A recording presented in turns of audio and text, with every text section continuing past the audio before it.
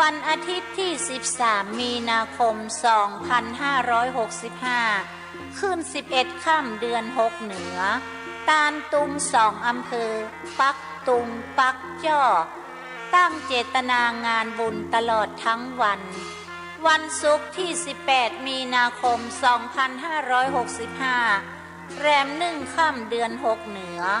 พุทธาภิเษกเหรียญพระเจ้าสี่สองเมืองและเหรียญแม่นางแก้ว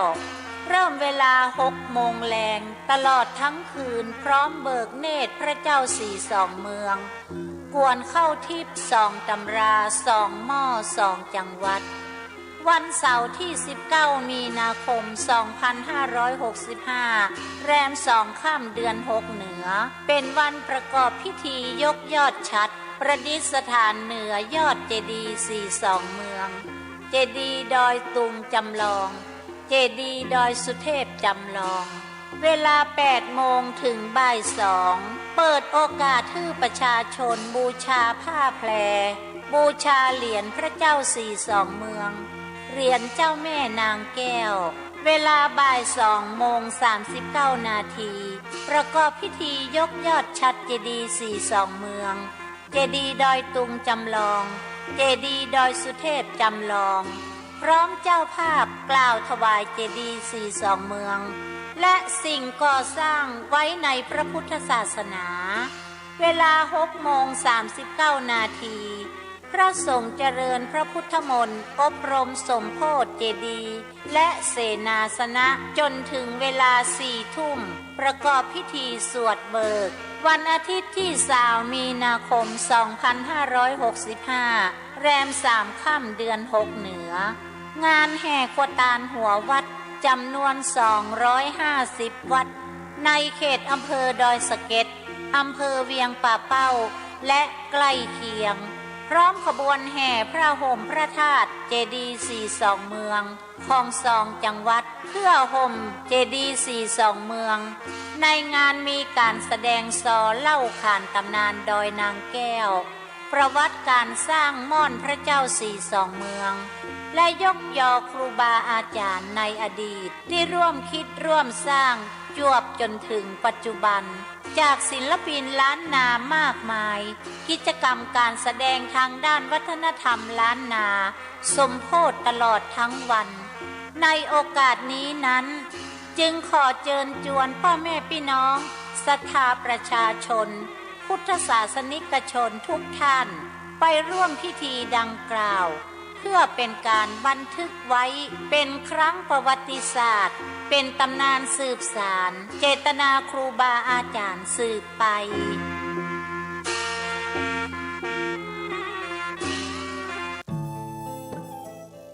ท่านกำลังติดตามรับฟังสถานีวิทยุกระจายเสียงพระพุทธศาสนาแห่งชาติและสังคม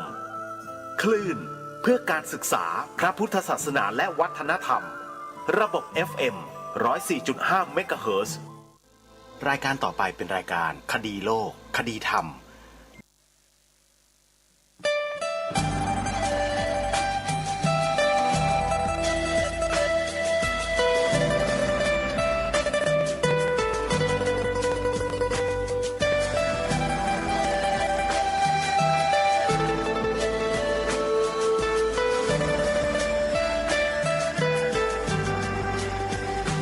กล้าคิดก็ต้องกล้าทำอย่ากลัวถ้าทำความดีเป็นศึกษาปัญหาให้ทันท่วงทีเมืองไทยจะพัฒนากว่านี้รายการดีๆคดีโลกคดีธรรมขอรำพันบรรยายความคิดเครื่องหมายแห่งสีทั้งสามงามถนัดขาวคือบริสุทธิ์สีสวัสดิ์หมายพระไตรรัตน์และธรรมะคุ้มจิตไทยแดงคือโลหิตเราใสซึ่งยอมสละได้เพื่อรักษาชาติศาสนาน้ำเงินคือ สีโสภาอันจอมประชาถ้าโปรดเป็นของส่วนองค์จักริ้วเข้าเป็นไตรรงค์จึงเป็นสีธงที่รักแห่งเราชาวไทยทหารอวตารนำไปยงยุทธวิชัยวิชิตก็ชูเกียรติสยามประเทศไทยที่เจริญมั่นคงมาได้จนถึงทุกวันนี้มิได้เกิดขึ้นจากความหวาดกลัวอย่างคลาดเขลา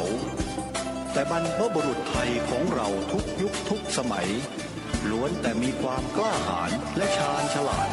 ปกป้องเอกราชสร้างชาติให้เกิดความมั่นคงโดยมีธงแห่งพระไตรรัตน์เป็นเครื่องนำชัยจึงเป็นที่มาที่ไปของรายการคดีโลกคดีธรรมกล้าคิดก็ต้องกล้าทำอย่ากลัวถ้าทำความดีเร่งศึกษาปัญหาให้ทันท่วงทีเมืองไทยจะพัฒนากว่านี้รายการดีๆคดีโลกคดีธรรมรายการดีๆคดีโลกคดีธรรม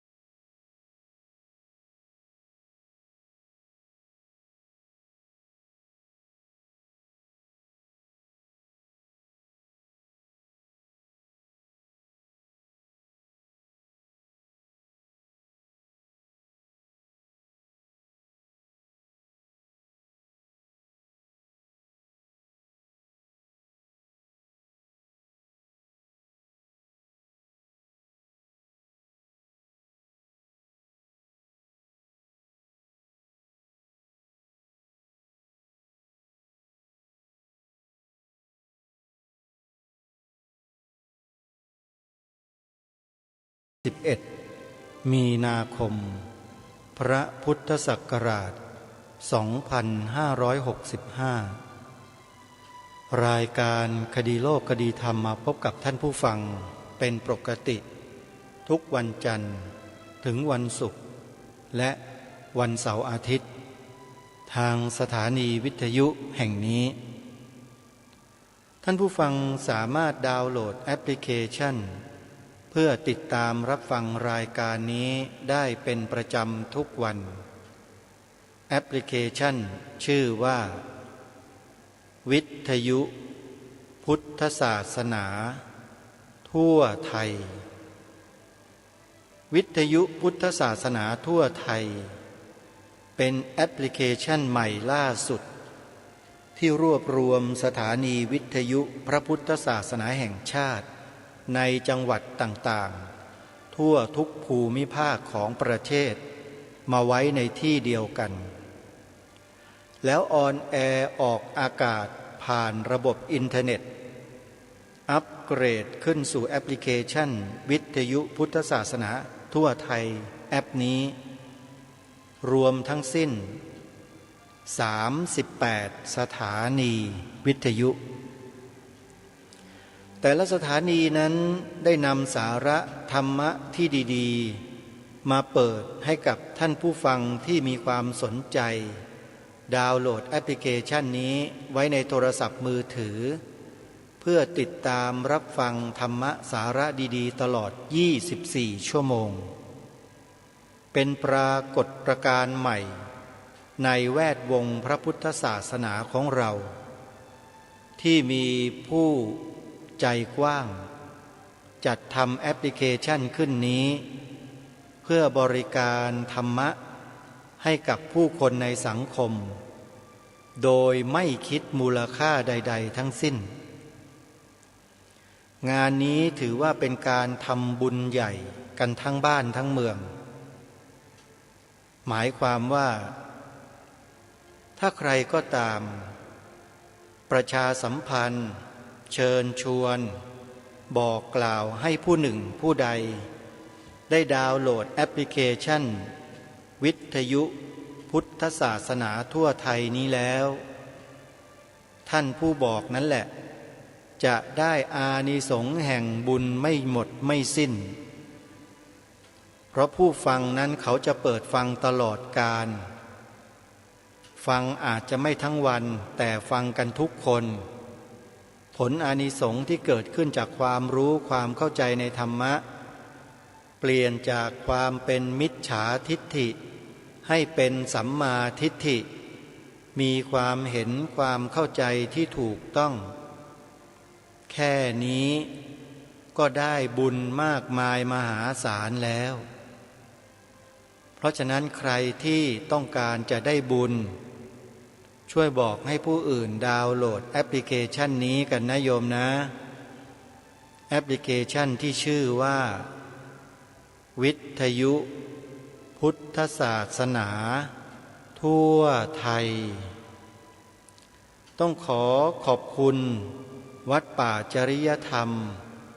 ผู้เป็นต้นเรื่องของการจัดทำแอปพลิเคชันนี้โดยท่านพระครูจริยสารธรรมท่านได้ขวนขวายท่านได้พยายามมีจิตใจที่กว้างขวางเพื่อแผ่เพื่อนสหธรรมิกที่เป็นผู้อำนวยการสถานีวิทยุต่างๆด้วยการอัปเกรด URL ของสถานีวิทยุนั้นๆขึ้นสู่ระบบแอปพลิเคชันให้ฟรี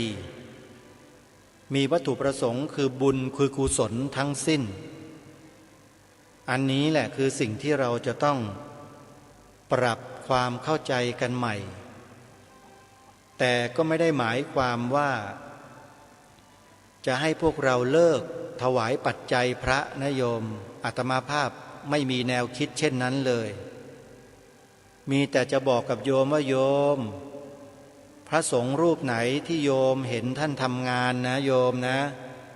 ไปชวนกันมาถวายท่านเยอะๆเพราะท่านจะได้รับความสะดวกในการทำงานมากยิ่งขึ้นถ้าจะพูดต้องพูดแบบนี้เลยถวายไปเถอะโยมพระทำงานน่ะแต่ถ้าพวกพระขี้ขอไอ้พวกหลอกลวงโลกไอ้ที่บวชมาที่ได้ข่าวมาว่ารับจ้างบวชแล้วมาทำลายพระพุทธศาสนาพวกนี้เนี่ยโยมอย่าไปสนับสนุนส่งเสริมเชียวนะไอ้ที่มันทำผิดปกติผิดเวลาเนี่ยถือบาตรกันในช่วงเวลาที่ไม่เหมาะสมออกบิณฑบาตเอาแต่เงินไอ้พวกเนี้ยพวกปลอมทั้งนั้นพระดีๆเขาไม่ทำกันแบบนั้นหรอกโยมให้ระมัดระวังกันไว้นะโยมนะและไอ้สื่อทีวีที่มันเสนอข่าวความเสียหายของพระสงฆ์ที่ทำความเลวความชั่วความระยำนั่นน่ะโยมอย่าคิดว่าเป็นพระจริงนั่นน่ะเผลอๆมันร่วมมือกับสื่อช่องนั้นด้วยแล้วก็สร้างกระแสขึ้นมาเพื่อทำลายศรัทธาของญาติโยมสาธุชนโดยไม่รู้ตัวซึ่งตอนนี้เขาจับกันได้เป็นฝูงเลยไอ้พวกเนี้ยเขาจับกันได้นะแล้วก็เอามาสอบสวนในสำนักของเจ้าคณะผู้ปกครองแล้วก็ออกคลิปกันมาตลอดเลยตอนนี้คนแชร์กันไปทั่วเพราะฉะนั้นท่านสาธุชนให้สบายใจได้เลยโยมพระสงฆ์ที่ท่านบวชมาแล้วศึกษาเล่าเรียนประพฤติวัดปฏิบัติธรรมเนี่ยท่านจะไม่ไปทำสิ่งที่ชั่วร้ายเลวทรามเหล่านั้นเด็ดขาดนะเพราะฉะนั้นให้สบายใจได้ว่าพระสงฆ์ในเมืองไทยของเรานั้นยังมีดีอยู่เป็นจำนวนมากมายมหาศาลไอ้ส่วนที่มันแกล้งทำเป็นชั่วๆเร็วๆเนี่ยมารับจ้างเข้ามาทำลาย มันรับจ้างเขามาทำลายพวกเราชาวพุทธเวลาดูข่าวพระสงฆ์ที่ไอ้พวกสื่อแมลงวันมันเสนอออกสื่อเนี่ย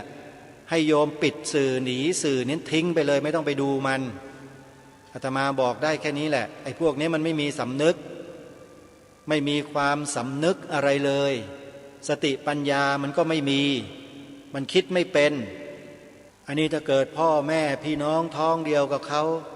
นะถูกมาตีแผ่แบบเนี้ยไอ้พวกผู้สื่อข่าวพวกเนี้ยมันจะมีความรู้สึกอย่างไรบ้างนะพวกสื่อแมลงวันเนี่ยมันเคยคิดกันบ้างไหมล่ะเอาแต่ไอ้สิ่งที่จอมปลอมสิ่งที่ไม่ดีของพระสงฆ์เอามาแต่เสนอกันทุกวันเพื่อทำลายศรัทธาของประชาชนเนี่ยถามว่านี่หรือคือสิ่งที่ดีนี่หรือคือสื่อที่ดีโยมอย่าว่าอาตมาภาพปากจัดนะโยมนะทนดูไอ้พวกนี้มานานแล้วเรื่องราวมันเพิ่งจะมาถูกเปิดเผยความจริงเมื่อเร็วๆนี้เองเจ้าคณะพระสังฆาธิการจังหวัดหนึ่งจับไอ้พวกปลอมบวชพวกนี้มาได้เป็นขโยงเลยถูกรับจ้างมาบวชแล้วมาทำไม่ดีไม่งามในพระพุทธศาสนาสร้างความเสื่อมเสียให้เกิดขึ้นในหมู่สงฆ์มันรับจ้างมาทำไอ้พวกเนี้ยโยมรู้แล้วใช่ไหมเข้าใจแล้วใช่ไหมว่าพระอย่างลูกหลานญาติโยมที่บวชเรียนกันมาเนี่ยเขาไม่ทำระยำอะไรกันแบบนี้หรอกแต่นั่นมันถูกจ้างมาเพื่อทำลายชัดๆและไอ้ลัทธิบางลัทธิที่มันเผยแผ่ลัทธิอยู่ในเมืองไทยเราเนี่ยทุกวันนี้เราก็เห็นอยู่รู้อยู่ว่าเป็นอย่างไรมีแนวความคิดมีการกระทำและคำพูดอย่างไรทราบกันไหมโยมไม่ทราบถ้าจะบอกให้ไปเปิดดูกันน่ะกล้าดูกันไหมเล่าเปิดใน YouTube อ่ะพิมพ์อักษรภาษาไทย4 ตัวพิมพ์พยัญชนะไทย4 ตัวแล้วไปเปิดดูกันนะบอกได้แค่นี้แหละถ้าดูก็ได้ดูอ่ะถ้าไม่ได้ดูก็ไม่ได้ดูถ้าไม่ได้ดูก็ไม่รู้แต่ถ้าดูแล้วจะรู้ว่าเกิดอะไรขึ้นกับพระพุทธศาสนาในประเทศไทยของเราพยัญชนะไทย4 ตัวเป็นชื่อของคลิปวิดีโอเหล่านี้จดเอาไว้นะ4 ตัวมีอะไรบ้างออ่างปอปลาพอพานสอเสือออ่างปอปลาพอพานสอเสืออปอพอสออาตมาภาพไปเปิดเจอโดยบังเอิญนานแล้วแหละแล้วก็ติดตามดูฟังดู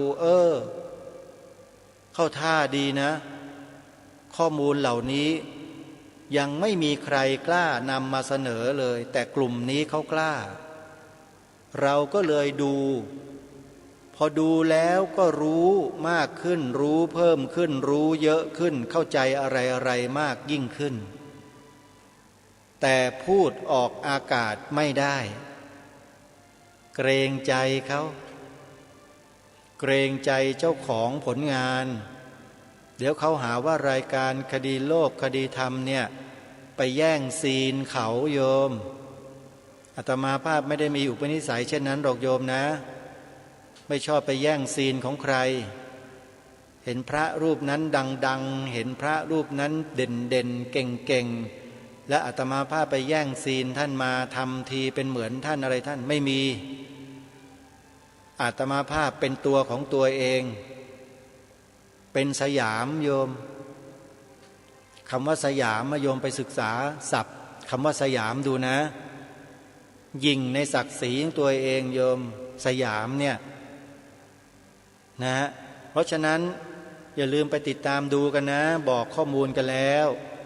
ถ้าหากไม่ดูก็อย่ามาโต้อย่ามาเถียงกับอาตมาภาพนะโยมอย่ามาตำหนิอย่ามาว่านะเพราะว่าไม่ได้ดูคลิปที่แนะนำให้ไปดูซะให้หมดดูซะให้จบให้สิ้นแล้วค่อยมาว่ากันนะ นี่ก็คือสิ่งที่ปรารภในเบื้องต้นของรายการวันนี้สิ่งหนึ่งที่นำมาเปิดให้กับสาธุชนได้ฟังในช่วงนี้ก็คือธรรมบรรยายของพระอาจารย์สมภพโชติปัญโยฟังมา2-3 เทปแล้วแต่หลายคนก็ยังไม่ทราบประวัติของพระอาจารย์รูปนี้ว่ามีความเป็นมาเป็นไปอย่างไรทำไมจึงบรรยายทำได้ม่วนอีหลีถ้าภาษาอีสานเนาะม่วนซื่อก็หมายความว่าดีพูดง่ายๆแสดงทำได้ดีใครๆฟังแล้วก็อยากจะฟังอีกประวัติความเป็นมาของพระอาจารย์รูปนี้อาตมาภาพได้เตรียมเทปที่จะนำมาเปิดให้กับสาธุชนได้ฟังกันในวันนี้แล้วซึ่งเป็นเทปธรรมบรรยายของท่านพูดธรรมบรรยายนี้ไว้เมื่อหลายปีที่ผ่านมาท่านไปพูดบรรยายธรรมอยู่ที่วัดต้นสนจังหวัดอ่างทองนู่นประมาณปีพระพุทธศักราช2530 กว่านี่แหละจะ30เท่าไหร่นั้นไม่แน่ใจเพราะว่าในคลิปไม่ได้บอกวันเดือนปีที่ท่านบรรยายเอาไว้ฝากผู้จัดทำคลิปด้วยนะถ้ามีข้อมูลควรจะลงไว้หน่อยว่าวันที่เท่าไหร่เดือนอะไรปีพศเท่าไหร่และไปบรรยายที่ไหนน่าจะเขียนไว้หน่อยเพื่อให้ท่านผู้ชมที่เข้ามาติดตามรับชมนั้นได้รู้ข้อมูลและจะได้นำไปอ้างอิงได้ถูกต้อง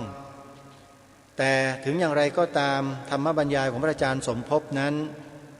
มีคุณค่าและมีประโยชน์ต่อคนในยุคปัจจุบันนี้มากเพราะท่านบรรยายแล้วฟังเข้าใจง่ายอุปมาอุปไมยชัดเจนยกพระบาลีในพระไตรปิฎกมาอ้างอิงได้อย่างถูกต้องสมบูรณ์แบบซึ่งหาพระที่แสดงธรรมหรือบรรยายธรรมในลักษณะเช่นนี้ในสังคมไทยเราเนี่ยยากมากโชคดีที่ท่านพระอาจารย์สมภพโชติปัญโยเนี่ยท่านมีไหวพริบปฏิภาณท่านให้ลูกศิษย์ลูกหาเนี่ยทำการบันทึกเสียงของท่านเอาไว้เพื่อที่จะนำมาเปิดในอนาคตก็คือปัจจุบันพวกเรานี่แหละได้ฟังท่านบรรยายไว้ในอดีตซึ่งมีผู้คนไปฟังท่านเวลาปาฐกถาธรรมบรรยายธรรมเป็นจำนวนเรือนพันเรือนหมื่นโยมนี่คือเรื่องจริงเกิดขึ้นมาหลายครั้งแล้วและปัจจุบันนี้เรือนพัน2,000 3,000ในเรื่องเล็กๆถ้าหากว่ามีงานมีการและถ้าหากพระอาจารย์ท่านยังแข็งแรงเนี่ยไปบรรยายมาว่าน่าจะขึ้นเรือนหมื่นขึ้นนะเพราะพระอาจารย์ท่านนั้นพูดเข้าใจง่ายแล้วก็จูงใจให้พวกเราได้สนใจในการฟังวันนี้เลยนำเทปธรรมบรรยายของท่านที่ท่านไปบรรยายไว้ที่วัดต้นสนจังหวัดอ่างทองเมื่อหลายปีมาแล้วนี่แหละท่านพูดถึงประวัติส่วนตัวของท่านแบบเรียกว่าสมบูรณ์ที่สุดไม่มีเทปไหนจะสมบูรณ์เท่ากับเทปนี้ท่านให้ชื่อว่าเหตุให้เกิดทุกข์ในช่วงหนึ่งท่านเล่าประวัติส่วนตัวของท่านเคยมาที่อ่างทองอ่างทองสิงห์บุรีชัยนาทแถวเนี้ยท่านตระเวนไปทั่วแต่ท่านไม่รู้จักวัดต้นสนทั้งที่เป็นวัดที่ดังมากเคยไปแต่ไหว้ไปดูพระนอนไม่ได้ไหว้หรอกเพราะท่านไม่ได้คนนับถือศาสนาพุทธในยุคนั้นน่ะท่านเป็นคนนับถือศาสนาอื่นแต่ท่านก็มาแถวนี้เพราะมีงานที่จะต้องทำในแถบนี้ท่านก็ไปเที่ยววัดขุนอินทร์ประมูลอย่างเนี้ยซึ่งมีพระพุทธรูปปางสายญาติอยู่ที่นั่นเก่าแก่ท่านก็เล่าไว้ในเทปอันนี้แหละแล้วก็พูดถึงประสบการณ์ชีวิตของท่านก่อนที่ท่านจะเปลี่ยนมานับถือศาสนาพุทธแล้วมาอุปสมบทในพระพุทธศาสนาเป็นพระภิกษุสงฆ์แล้วมาบรรยายทำให้แก่พวกเราฟังจนถึงทุกวันนี้ท่านเล่าให้เราฟังหมดเลยแต่ขอบอกกับท่านผู้ฟังไว้ในเบื้องต้นนี้ว่ามันจะมีเสียงรบกวน ในเสียงบรรยายเนี่ยเนื่องจากว่ากระแสไฟฟ้ามันรั่วในช่วงหนึ่งเท่าที่อาตมาภาพฟังเนี่ยนะแต่ว่ามันไม่ได้ทำให้เรารำคาญอะไรหรอกสาระและเสียงของพระอาจารย์ก็ยังชัดอยู่ปรารถนาจะให้พวกเราได้ตั้งใจฟังเทปนี้ให้ดีท่านพูดเรื่องธรรมะแต่ท่านเว้นระยะพูดเรื่องของประวัติส่วนตัวของท่านให้เราฟังด้วยเราจะได้รู้จักพระอาจารย์สมภพโชติปัญโยรูปนี้อย่างละเอียดในเทปบรรยายของท่านในครั้งนี้เดี๋ยวไม่ให้เป็นการเสียเวลานะฮะให้เราไปติดตามรับฟังธรรมบรรยายในหัวข้อเรื่องเหตุให้เกิดทุกข์โดยพระอาจารย์สมภพโชติปัญโยพร้อมๆกันได้นะบัดนี้นะโมตัสสะภะคะวะโตอะระหะโตสัมมาสัมพุทธัสสะนะโมตัสสะภะคะวะโตอะระหะโตสัมมาสัมพุทธัสสะนะโมตัสสะภะคะวะโตอะระหะโตสัมมาสัมพุทธัสสะสุขโตวาภิกขเวโลเกติธรรมาโนสุขตะวินโยตทัสสะพหุชนะสุขายะพหุชนะหิตายะโลกานุกัมปายะเทวามนุษสานังธัมโมสกจังโสตัพโพอี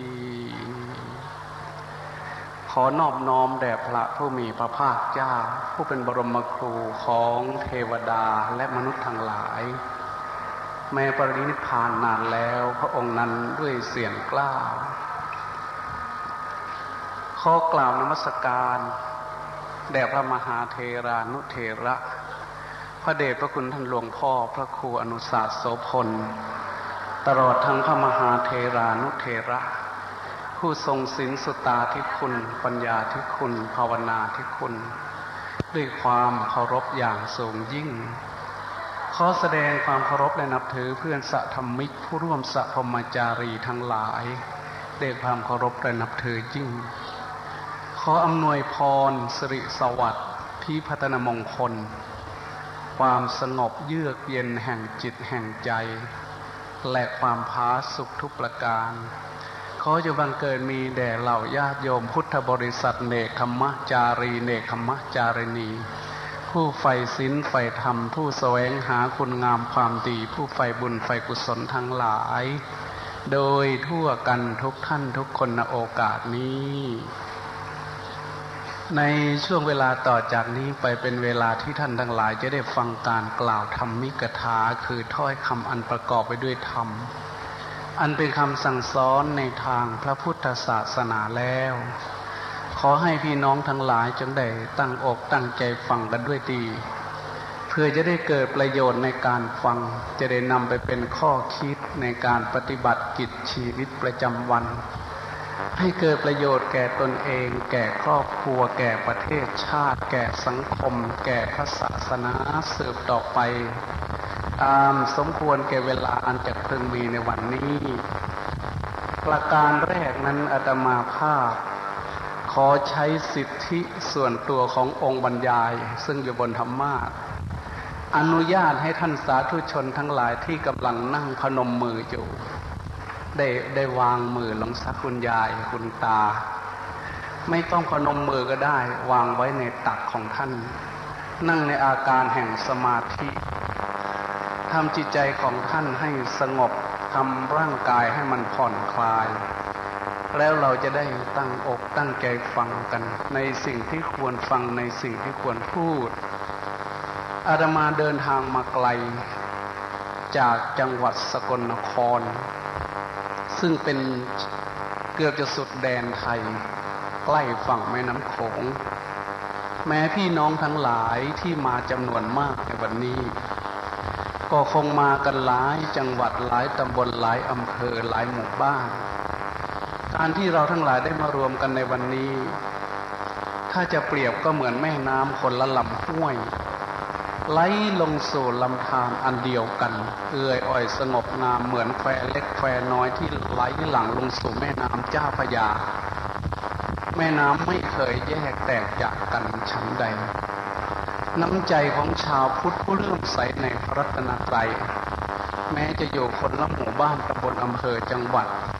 ก็เปรียบเสมือนหนึ่งเครือญาติอันเดียวกันที่ได้มารวมกันที่วัดต้นสนแห่งนี้อาตมาภาพรู้สึกเป็นสิริมงคลที่ได้มีโอกาสมาร่วมในกิจกรรมอันเป็นสิริมงคลของพระเดชพระคุณหลวงพ่อในวันนี้ครั้งแรกก็มีความคิดหนักใจอยู่เหมือนกันว่ามันไกลเหลือเกินจะมาไหวหรือไม่การงานก็เยอะทีนี้มาคิดอีกทีหนึ่งจังหวัดอ่างทองเหมือนกับวันนี้คืนมาบ้านเก่าจากจังหวัดอ่างทองไปนานไม่จำได้ว่าตั้งแต่พ.ศ.เท่าไหร่ตั้งแต่เริ่มสร้างถนนสายอ่างทองโพทองน้องแม่ไก่แสวงหาทุ่งแฝกย่านยาวดอนปลูศรีประจันไปแถวนี้เริ่มก่อสร้างรากยางเสร็จอาตมาก็จากจังหวัดอ่างทองแล้วก็ไม่เคยย้อนกลับคืนมาอีกจากนั้นก็ร่อนเร่ไปในโลกกว้างไปอยู่ต่างประเทศอีก 5-6 ปีแต่ก่อนนั้นเคยมาอยู่จังหวัดอ่างทองนี้ปีหนึ่งมาวันนี้จำอะไรไม่ได้มันนานและก็ไม่ได้คิดว่าตนเองจะได้กลับมาในสภาพเช่นนี้เมื่อสมัยก่อนอาตมาอยู่จังหวัดอ่างทองนั้นไม่เคยรู้จักวัดต้นสนแห่งนี้วัดไหนก็ไม่ค่อยจะรู้จักเพราะเหตุใดพี่น้องคงจะแปลกใจว่าอะไรมาอยู่จังหวัดอ่างทองไม่รู้จักวัดอะไรพอจะจำได้ก็คือวัดพระนอนขุนอินทร์ประมูลแล้วก็วัดราชสกุณาทางวิเศษชัยชาญเคยไปเที่ยวงานเพราะสมัยนั้นเป็นคฤหัสถ์แล้วอาตมาก็ไม่ได้นับถือพระพุทธศาสนาแต่ก่อนนั้นเป็นชาวคริสต์หลังจากจังหวัดอ่างทองไปก็ไปเรียนคัมภีร์ไบเบิลเยเนซิสโชฮันมัทธายมาระโคลูกลางความรู้สึกเกี่ยวกับวัดวาเกี่ยวกับพุทธศาสนากับพระสงฆ์องค์เจ้ายังไม่มีใน common sense ยังไม่มีในความรู้สึกสำนึกในสมัยนั้นท่านสาธุชนคงจะแปลกใจว่าทำไมในเมื่อถือศาสนาคริสต์แล้วจึงมาอยู่ในสภาพเช่นนี้นั่นเป็นเสี้ยวหนึ่งของชีวิตที่ผ่านมาคนโบราณของเราเคยกล่าวเอาไว้ว่าชีวิตคือการเดินทางเรือนร่างคือศาลาที่อาศัยชาติแล้วชาติเล่าเป็นอเนกชาติที่เราได้เกิดมาในโลกนี้นับเป็นแสนโกฏกับนับไม่ถ้วนแล้วพระพุทธเจ้าท่านเคยตรัสเอาไว้ว่าดูก่อนภิกษุทั้งหลายวัฏสงสารอันยาวนานไม่มีเบื้องต้นไม่มีท่ามกลางไม่มีที่สุดไม่สามารถจะประมาณได้ว่าท่ามกลางอยู่ตรงไหนเบื้องต้นอยู่ที่ใดที่สุดอยู่ณแห่งใดเพราะเหตุอวิชชาเป็นเครื่องกั้นตัณหาเป็นเครื่องผูกพันเอาไว้ไม่ประจักษ์แจ้งอริยสัจธรรมเราและเธอทั้งหลายจึงท่องเที่ยวไปเป็นอเนกชาติตายแล้วเกิดแล้วตายอยู่เช่นนี้ภิกษุทั้งหลายไม่มีผู้ใดเลยในโลกนี้ที่จะไม่เคยเป็นพ่อเป็นแม่เป็นพี่เป็นน้องซึ่งกันและกันหากแต่ว่าเราจำกันไม่ได้เมื่อเปรียบชีวิตเหมือนการเดินทางบางครั้งก็เดินทางผิดบางครั้งก็เดินทางถูกมีอาการเดินถูกบ้างผิดบ้างเข้าป่าเข้าพกเข้าดงบางทีได้เกิดเป็นมนุษย์ที่สมบูรณ์ด้วยทรัพย์สมบัติมั่งคั่งบางครั้งเกิดเป็นคนยากคนจนบางครั้งตกนรกบางครั้งขึ้นสวรรค์ภิกษุทั้งหลายน้ำตาที่เราและเธอทั้งหลายสัตว์ทั้งหลายที่ร่ำให้ยามพลัดพรากจากบุคคลสุดที่รักพลัดพรากจากของรักของเจริญใจล้มหายตายจากกันนั้นแต่ละชาติละชาติถ้าเอามารวมกันไว้มากกว่าน้ำในมหาสมุทรน้ำนมของมารดาที่สัตว์ทั้งหลายแต่ละคนแต่ละท่าน ได้ดื่มกินเกิดมาแล้วจนเจริญเติบโตตายไปเกิดมาใหม่เฉพาะน้ำนมของมารดานี้มากกว่าน้ำในมหาสมุทรเฉพาะกระดูกที่ตายแล้วเกิดแล้วตายมากกว่าภูเขาหลังจากนั้นท่านให้สรุปว่าเพียงแค่นี้ก็ควรแล้วที่จะเบื่อจะหน่ายในวัฏสงสารอันนี้ควรที่เธอทั้งหลายจะแสวงหานิพพานอันเป็นที่สิ้นสุดแห่งทุกข์ที่เกษมแห่งโยคะเถิดที่สุดทั้งหลายอันนั้นเล่าเรื่องวัฏสงสารเล่าเรื่องชีวิตที่เกิดมาหลายแสนชาติเพียงแต่ชีวิตเดียวชาติเดียวที่เกิดมานี้ก็ยังไม่สามารถจะจดจำได้บางครั้งก็มีการเดินทางผิดพลาดพลั้งไปอาตมาได้เจริญเติบโตมาในวัฒนธรรมของพระพุทธศาสนาพ่อแม่เป็นสัมมาทิฏฐิมาตลอดแม้จะยากจะจนเป็นคนป่าคนเยิมจำได้ว่าอายุ3-4 ขวบนี้รู้จักไปวัดกับแม่แล้วและจากนั้นแม่ก็ใช้ให้ไปทำบุญที่วัดไปจนจำพระยถาสัพพีอะไรต่ออะไรจนได้หมดบ้านอาตมานั้นเป็นบ้านนอกแม้กระทั่งเดี๋ยวนี้โทรศัพท์อะไรต่ออะไรก็มันก็ไม่มีเมื่อเจริญเติบโตในวัฒนธรรมของชาวบ้านที่ยากจนท่ามกลางร่มเงาแห่งพระพุทธศาสนานั้นพอเจริญเติบโตได้ออกจากบ้านจากช่องมาทำงานทำการทางกรุงเทพมาเรื่อยๆจนมาถึงจังหวัดอ่างทองสิงห์บุรีหลังจากนั้นแล้วได้ย้อนกลับไปคบเพื่อนคบฝูงที่นับถือศาสนาคริสต์ถูกชักชวนเข้ารีดถือศาสนาอันนั้นแล้วก็ได้ไปเรียนคัมภีร์ไบเบิลช่วงนี้ถ้าเปรียบชีวิตคือการเดินทางเราจะเรียกว่าเดินทางหลงออกจากทางก็ได้พระพุทธเจ้าท่านบอกว่าละทิ้งทางตรงไปถือเอาทางอ้อมสมัยนั้นอาตมาจึงไม่ประสีประสานในทางพระพุทธศาสนามาอยู่ที่เมืองอ่างทองก็ไม่รู้จักวัดต้นสนซึ่งมีบทบาทในการเผยแพร่พระพุทธศาสนารู้จักแต่วัดที่ได้ไปเที่ยวงานเพราะในช่วงนั้นไม่ได้ถือพระพุทธศาสนาแต่วันนี้ได้ย้อนกลับมาในสภาพชาวพุทธในสภาพของพระภิกษุในพระพุทธศาสนาจึงมีความรู้สึกเป็นสิริมงคลในจิตในใจได้กลับคืนมาสู่เมืองอ่างทองครั้งนี้แม้จะมีเวลาอันน้อยนิดท่านสาธุชนทั้งหลายพวกเรานั้นนับว่าเป็นผู้มีบุญมีวาสนาที่ได้เกิดมาเป็นมนุษย์ได้พบพระพุทธศาสนาที่ดีไปกว่านั้นคือเราทั้งหลายไม่ใช่เป็นคนตาบอดหูหนวกไม่ใช่เป็นคนอาภัพคับแค้นพระพุทธเจ้าของเราท่านตรัสไว้ว่าฉันนังภิกขเวปาตุภโวทุลโภโลกัสมิงดูก่อนภิกษุทั้งหลายการที่มนุษย์ทั้งหลายจะเกิดมาได้พบได้ประสบพบเห็นสภาพ6อย่างนี้เป็นสิ่งที่ได้โดยยากถ้าหากบุคคลเหล่านั้นไม่เป็นผู้มีบุญอันนี้อาตมามีบุญแล้วก็บุญน้อยเมื่อเกิดมาพบพุทธศาสนาแล้วก็ได้หลงทางไปท่านกล่าวว่าการเกิดมาพบพระพุทธเจ้าองค์ใดองค์หนึ่งนั้นเป็นสิ่งที่เกิดมาพบได้โดยยากนอกจากว่าเราเป็นผู้มีบุญมีกุศลได้สั่งสมบุญญาบารมีเอาไว้เราทั้งหลายคงจะเคยได้ยินพระสงฆ์องค์เจ้าท่านเทศให้ฟังว่าในสมัยพุทธเจ้านั้นคนฟังเทศพระพุทธเจ้าได้บรรลุธรรมเป็นพระอรหันต์เป็น10เป็นร้อยเป็นพันเป็นหมื่นแต่สมัยของพวกเรานี้ฟังกันเท่าไหร่ก็ไม่บรรลุธรรมไม่เข้าใจธรรมนี้เพราะอะไรท่านทั้งหลายควรจะคิด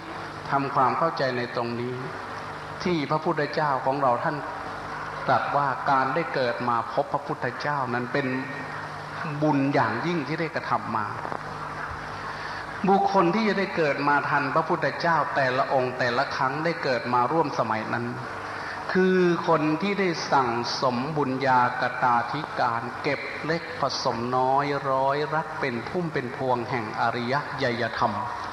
สัมมาทิฏฐิไว้ในใจได้กระทำมาแล้วตั้งแต่อเนกชาติพอบุญกุศลอันนั้นเต็มเปี่ยมก็ได้เกิดทันพระพุทธเจ้าองค์ใดองค์หนึ่งแล้วได้ฟังธรรมไม่ได้ใช้ความภาคเพียรพยายามขนขวายอะไรมากนักท่านเหล่านั้นก็สามารถบรรลุธรรมเป็นพระอรหันต์ดับภพสิ้นชาติพ้นจากทุกข์ไปทีนี้ลดหลั่นลงมาพระพุทธเจ้าของเราท่านตรัสว่าตถาคตปเวทิตัสสะเทเสตาทุลภาโลกสมิงขออภัยอาตมาขอใช้ภาษาบาลีบ้างเพราะเป็นภาษาพูดของพระพุทธเจ้าไม่ได้ว่าเอาเองการที่ผู้ใดผู้หนึ่งเกิดมาแม้ไม่ทันพระพุทธเจ้าแต่ได้พบบุคคลผู้แสดงธรรมแนะนำพร่ำสอนถ้อยคำสั่งสอนของพระตถาคตเจ้าให้เราฟังเข้าใจอย่างชัดเจนแจ่มแจ้งทุลโภโลกสมิงเป็นสิ่งที่ได้มาโดยยากนอกจากบุคคลนั้นมีบุญพวกเรามีบุญไม่มากมีบุญน้อยก็ดีกว่าไม่มีบุญแม้เราจะเกิดไม่ทันพระพุทธเจ้าแต่เราก็ยังเกิดทันครูบาอาจารย์ซึ่งมีหลายๆท่านหลายๆองค์ในยุคปัจจุบันต่อมาอีกเราควรจะมองต่อไปว่าเรามีความโชคดีประการใดบ้างพระพุทธเจ้าของเราท่านก็ตรัสต่อไปว่าอริยายตเนปัจจาชาโตทุลโภโลกสมิงการได้เกิดมาพบอริยชาติอริยแผ่นดินแผ่นดินอันประเสริฐที่มีพระพุทธเจ้าพระธรรมพระสงฆ์มีศาสนาของพระพุทธเจ้าในแผ่นดินนั้นเป็นบุญอย่างยิ่งที่บุคคลนั้นได้เกิดมาพบอันนี้เป็นความจริงที่อาตมาได้ประจักษ์ได้พบเห็นเหตุที่ให้อาตมาได้ย้อนกลับมาสู่พระพุทธศาสนาแล้วได้มาบวชนี้มีความคิดอันนี้เหมือนกันมีครั้งหนึ่งอาตมาจากจังหวัดอ่างทองนี่แหละไปตอนนั้นกำลังสร้างถนนอยู่ที่นี่กลับไปที่บ้านแล้วไม่พบโยมพ่อถามพี่ถามน้องถามแม่ว่าพ่อไปบวชแล้วไปบวชก็ไกลแสนจะไกลที่จังหวัดอุบลราชธานีที่วัดหนองป่าพงที่หลวงปู่ชาช่วงนั้นอาตมากำลังถือศาสนาคริสต์อยู่ก็ไปตามหาพ่อเพราะจากกันมาหลายปีไปเห็นพ่อปฏิบัติธรรมผอมๆท่านฉันข้าวเวลาเดียวในภาชนะอันเดียวก็เลยไปกราบเห็นพ่อผอมๆก็สงสารเอาเงินเดือนที่ตนเองมีอยู่เลื้อนในกระเป๋าเนี่ยใส่ซองถวายพ่อไป 3,000 บาทพ่อไม่รับพ่อบอกว่า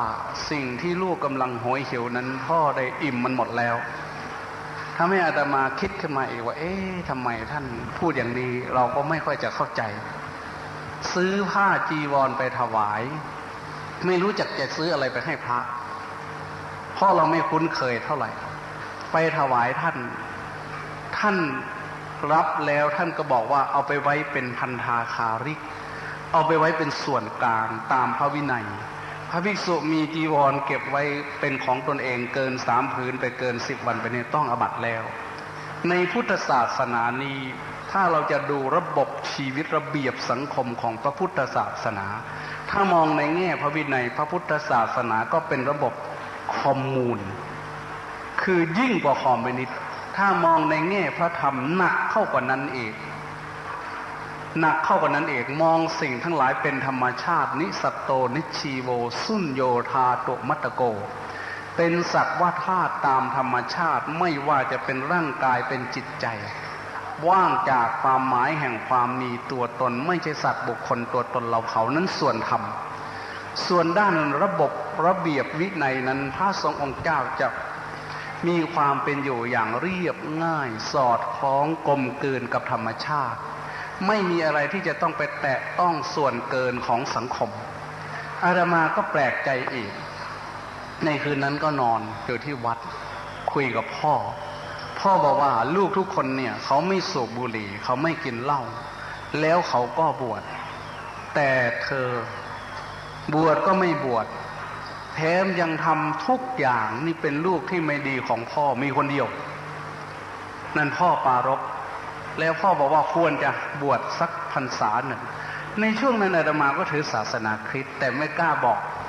กับคุณพ่อเพราะเรียนคัมภีร์ไบเบิลจะจบอยู่แล้ว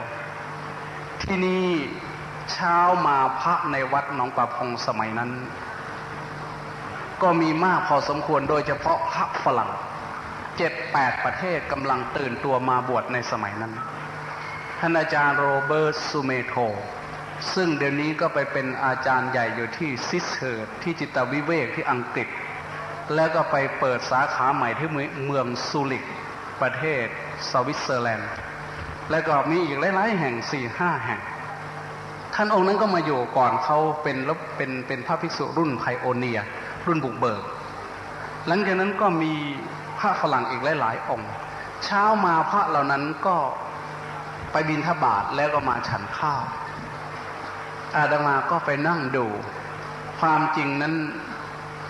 นึกอยู่ในใจว่าทำไมหนอฝรั่งต้องมาถือศาสนาพุทธทำไมฝรั่งต้องมาบวชอยู่ภาคอีสานต้องกินข้าวเหนียวต้องกินอาหารพื้นบ้านแล้วยังเอาใส่บาตรปนกันไปหมดเลยอาหารดูแล้วไม่น่าจะอร่อยเรานี้กลับไปถือศาสนาคริสต์ฝรั่งนี้พ่อแม่ถือศาสนาคริสต์มาแต่กำเนิดบ้านของเขาไม่มีพระพุทธศาสนาเลยที่นี่อาตมาก็เลยไปถามนั่งสังเกตแล้วก็ถามท่าน Did you take like it is make your delicious or not ถามท่านเป็นภาษาฝรั่งว่าท่านกินอย่างนี้มันอร่อยไหม If you take you delicious or not มันจะทำให้ท่านอร่อยไหมอาตมาถามเป็นภาษาฝรั่งปรากฏว่าพระฝรั่งนั้นท่านไม่ตอบเป็นภาษาไทยท่านไม่ตอบเป็นภาษาอังกฤษท่านตอบเป็นภาษาไทยท่านบอกว่าไม่ได้กินให้อร่อยท่านว่าอย่างนี้ถ้าแม่อาตมาคิดต่อไปว่าถ้าไม่ได้กินให้อร่อยแล้วกินเพื่ออะไรเราถามภาษาอังกฤษท่านกลับพูดภาษาไทยมันทำให้มีความรู้สึกแปลกขึ้นมาอีกว่าตั้งแต่แรกแล้วเราก็คิดว่าเราเนี่ยพ่อแม่พาถือศาสนาพุทธทำไมเราต้องไปถือศาสนาคริสต์ฝรั่งพ่อแม่พาถือศาสนาคริสต์ทำไมต้องมาถือศาสนาพุทธต้องมาบวชแล้วพอเราถามเป็นภาษาอังกฤษฝรั่งพูดเป็นภาษาไทยท่านบอกว่าไม่ได้กินให้อร่อยพูดภาษาไทยแบบช้าๆสำเนียงฝรั่งไม่ได้กินให้อร่อยท่านว่าอย่างนี้อาตมาก็ถามต่อไปว่าถ้าอย่างนั้นท่านกินเพื่ออะไรกินเพื่อมีชีวิตตั้งอยู่ได้เพื่อประพฤติธรรมคำพูดเหล่านี้สะดุดความรู้สึกอย่างมากเลยไม่มีผู้ใดพูดให้ฟังมาก่อนเป็นความพูดที่น่าคิดมากทีนี้อาตมาก็เลี่ยงคำถามใหม่ก็ถามต่อไปว่าท่านกินอย่างนั้นมันไม่ทำให้เสียท้องหรือกินอย่างไรท่านก็ถามคืนมาท่านพูดช้าๆแบบมีสติอาตมาก็บอกว่ากินเอาปนกันหมดอยู่ในบาตรเนี่ยมันไม่ทำให้ท่านเสียท้องหรือท่านตอบเป็นภาษาบาลีปนภาษาไทยอัญญาพุนเชนะยาเปนตังกาเมสุอนะเปกขินันติบริโภคอาหารอันเจือปนกันยังอัตภาพให้เป็นไปไม่อะไรกับความอร่อยไม่เสียท้องคุณกินที่บ้านไม่เสียท้องหรือถามอาตมาคืนมาเอง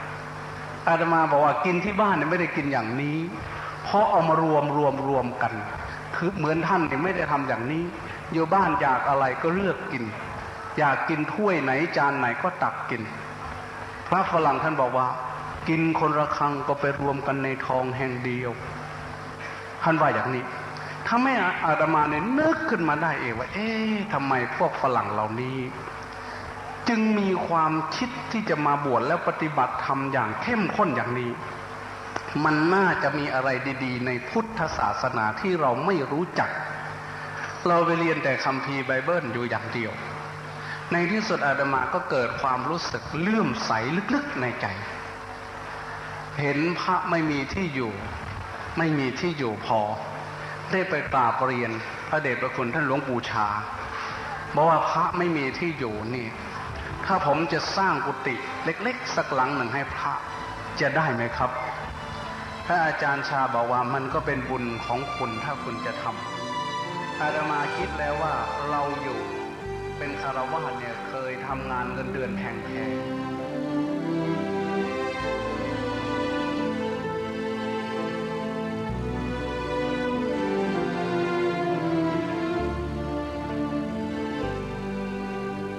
ท่านสาธุชนผู้ฟังทุกท่านเนื่องด้วยเวลาของรายการใกล้จะหมดจึงขอตัดสัญญาณมาสรุปในช่วงท้ายให้ท่านผู้ฟังได้สดับรับฟังกันเล็กน้อยเพื่อเป็นการปิดรายการตรงนี้เทปรายการนี้ยังไม่จบเดี๋ยววันพรุ่งนี้เรามาติดตามรับฟังกันต่อเหตุผลที่ทำให้พระอาจารย์สมภพโชติปัญโยรูปนี้เปลี่ยนจากการนับถือศาสนาคริสต์มาเป็นศาสนาพุทธเหมือนเดิมแล้วยอมบวชในพระพุทธศาสนาก็คือพระฝรั่งถ้าหากว่าคนไทยเรามีความคิดเหมือนอย่างพระอาจารย์สมภพเห็นพระฝรั่งเดินบิณฑบาตเห็นพระฝรั่งบรรยายธรรมแสดงธรรมเจริญสมาธิภาวนาแล้วเกิดความฉุกคิดขึ้นมาละอายตัวเองแล้วก็ถามตัวเองว่าเราเนี่ยอยู่ในประเทศไทยแท้ๆอยู่กับพระพุทธศาสนาแท้ๆแต่ฝรั่งก็อยู่ห่างไกลเราตั้งหลายพันหลายหมื่นกิโลเขายังดั้นด้นมาอยู่เมืองไทยแล้วมาบวชแล้วก็มาปฏิบัติแบบนี้พระอาจารย์สมภพทนไม่ได้ละอายตัวเองเหลือเกินอายชาวต่างชาติอาตมานี่ก็อายแทนเหมือนกันอายแทนรัฐบาลไทยโยมก็ดูแล้วกันทำอะไรกันนั่นแหละไม่ได้พูดการเมืองนะพูดถึงชาวพุทธมันมีอยู่ในทุกตำแหน่งแหละคนพุทธอะแต่ศรัทธาในพระพุทธศาสนาหรือเปล่าหรือไปศรัทธาศาสนาไหนอะไรอย่างเนี้ยก็ถามขึ้นมาเพื่อให้ทุกคนฉุกคิดพระอาจารย์สมภพนี่ถือว่าเป็นแบบอย่างท่านหนึ่งที่เราจะต้องดำเนินรอยตามท่านศรัทธาอันมั่นคงที่เกิดขึ้นจากปัญญาที่ขบคิดพิจารณาแล้วรู้เข้าใจไม่ใช่เป็นไปตามคำบอกเล่าหรือตามสื่อแมลงวันที่นำเสนอแต่ข่าวที่ไม่ดีแล้วก็ไปเชื่อกันอยู่แค่นั้นไอ้ชาวพุทธแบบเนี้ยระวังให้ดีเถอะจะกลายเป็นด้ามมีดมาทำลายคนพุทธด้วยกันเองฝากไว้ช่วงท้ายรายการเดี๋ยววันพรุ่งนี้มาติดตามรับฟังกันต่อวันนี้ต้องขอสมมติยุติรายการไว้แต่เพียงเท่านี้พบกันใหม่ในวันต่อไปขอความสุขความสวัสดีในธรรมแห่งองค์สมเด็จพระบรมศาสดาสัมมาสัมพุทธเจ้าจงปรากฏเกิดมีขึ้นในจิตใจของท่านผู้ฟังทุกท่านทุกคนเทินขอเจริญพร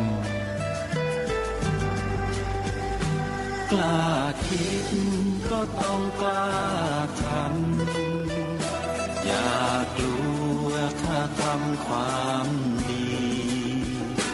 เป็นศึกษาปัญหาให้ทันท่วงทีเมืองไทยจะพัฒนากว่านี้รายการดีคดีโลกคดีธรรมขอรำพันบรรยายความคิดเครื่องหมายแห่งสีทั้งสามงามถนัดขาวคือบริสุทธิ์สีสวัสดิ์หมายพระไตรรัตน์และธรรมะคุ้มจิตไทยแดงคือโลหิตเราใสซึ่งยอมสละได้เพื่อรักษาชาติศาสนาน้ำเงินค คือสีโสภาอันจอมประชาถ้าโปรดเป็นของส่วนองค์จักริ้วเข้าเป็นไตรรงค์จึงเป็นสีธงที่รักแห่งเราชาวไทยทหารอวตารนำไปยงยุทธวิชัยวิชิตก็ชูเกียรติสยามประเทศไทยที่เจริญมั่นคงมาได้จนถึงทุกวันนี้มิได้เกิดขึ้นจากความหวาดกลัวอย่างคลาดเขลาแต่บรรพบุรุษไทยของเราทุกยุคทุกสมัยล้วนแต่มีความกล้าหาญและชาญฉลาดปกป้องเอกราชสร้างชาติให้เกิดความมั่นคงโดยมีธงแห่งพระไตรรัตน์เป็นเครื่องนำชัยจึงเป็นที่มาที่ไปของรายการคดีโลกคดีธรรมกล้าคิดก็ต้องกล้าทำอย่ากลัวถ้าทำความดีเร่งศึกษาปัญหาให้ทันท่วงทีเมืองไทยจะพัฒนากว่านี้รายการดีๆคดีโลกคดีธรรมรายการดีๆคดีโลกคดีธรรม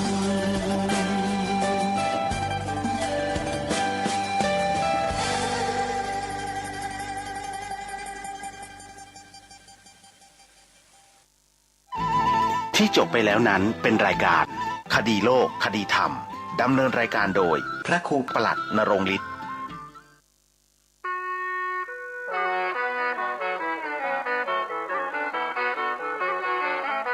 ประกาศเอิ้นบอกตกออกเหนือใต้ร่วมพิธียิ่งใหญ่ทำบุญไว้บาสุงศาสนิกชนคนที่ใจบุญมีศรัทธาเกื้อหนุน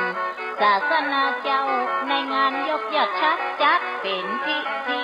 สมโพธิเจดีย์ที่สองเมืองนี้เล่าเจดีย์ดอยตุงดอยสุเทพเป็นเส้าเป็นเจดีย์เจ้าจำลอง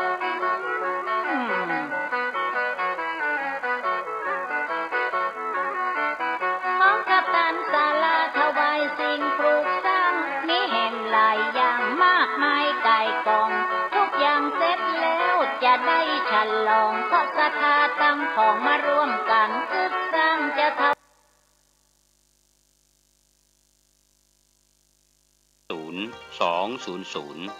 หมายเลขโทรศัพท์0818818690 052000636-7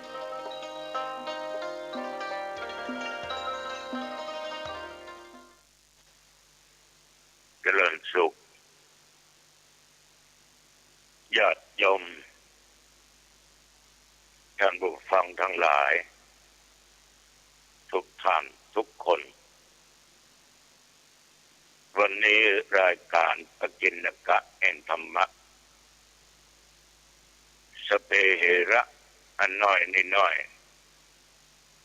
มาพบปะกับญาติกับโยมอีกเช่นเคยในวันและเวลาเดียวกันนี้และทางสถานีวิทยุแห่งนี้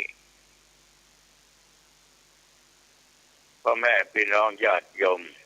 ต่อไปนี้ตั้งอกตั้งใจไว้พระสวดมนต์ว่าพร้อมๆกันไป